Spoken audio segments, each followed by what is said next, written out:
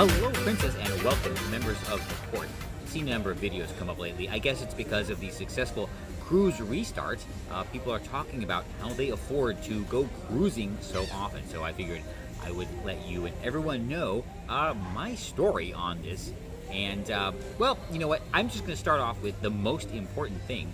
The primary reason why I can cruise as much as I do and do other things like visit theme parks, and that is I am very gainfully employed. Yes, I have, over the course of my life, developed some very marketable skills. Gender studies is not a marketable skill, by the way, and society remunerates me for that. Yes, I did a video on my contribution, or people's contribution to society, so it's the same thing. Basically, the easiest way, or actually the best way, other than inheriting it, of course, is to just make enough money to cruise and travel as much as you want. Really. But that does not mean that I don't still make good decisions, because a lot of people, they earn some success and then they squander it very, very quickly. So it's important to, at least be somewhat responsible with your finances. For instance, I have no debt at all.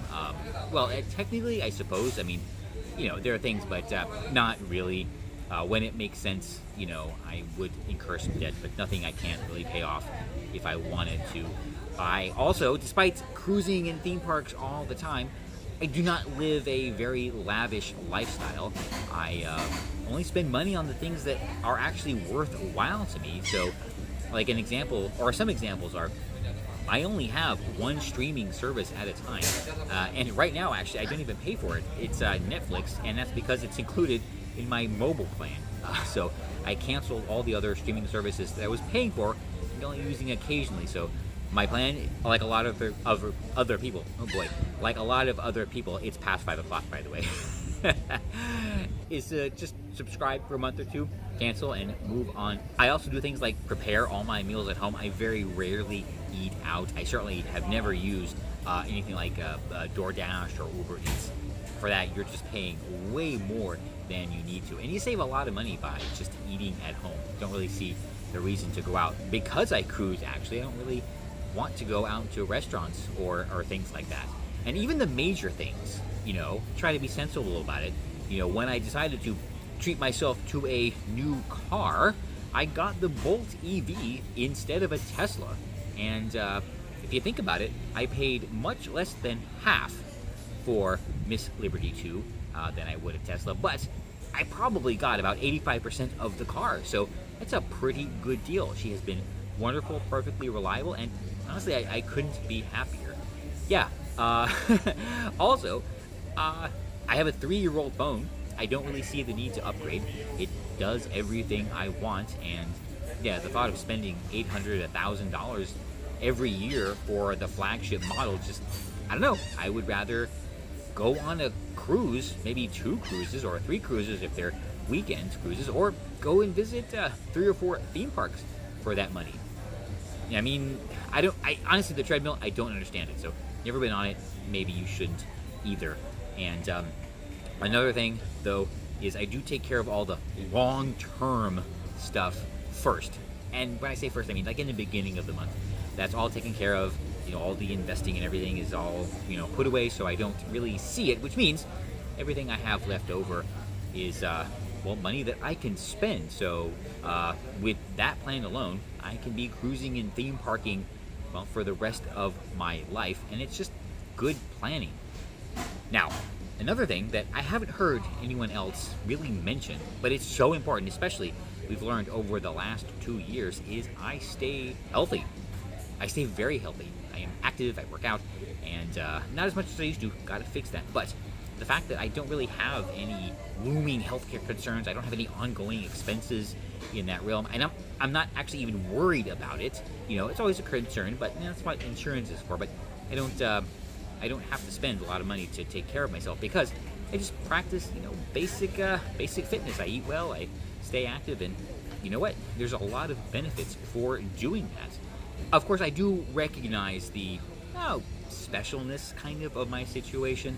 I am homosexual, I have no kids, which puts me in a very typical position of having plenty of disposable income. There's nothing particularly special or unique about that. It's just, I don't know, how we are, So definitely that is a benefit, being a solo, which I'm perfectly happy with. And as for time, how can I do this? I also have the very fortunate circumstance of being able to schedule my own time. I don't do shift work or anything like that. What I do is based on kind of long-term deliverables. So, if I do want to take a break, I can. I just have to plan it to ship some things early or ship some things later, and it never really matters. And as long as everyone else is happy, I can pretty much, take the time I need.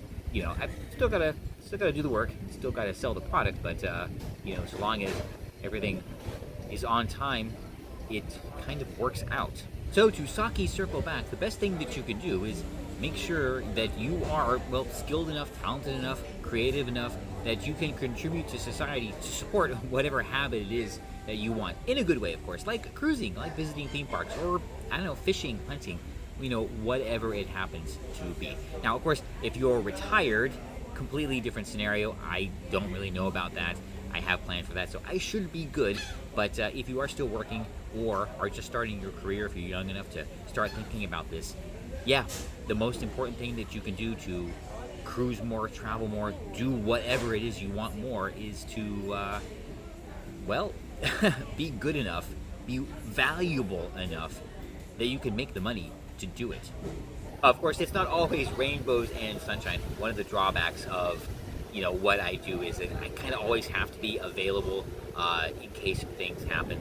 And it has happened. I can arrange it so that I do have people backing me up and can work on or take care of those situations. But I typically don't want to do that because it's usually easier for me to just do it myself. But it does mean that if I'm away for a few days, I can get called, and like I said, it has happened. But in terms of a trade-off, it is definitely worth it. Would not change it.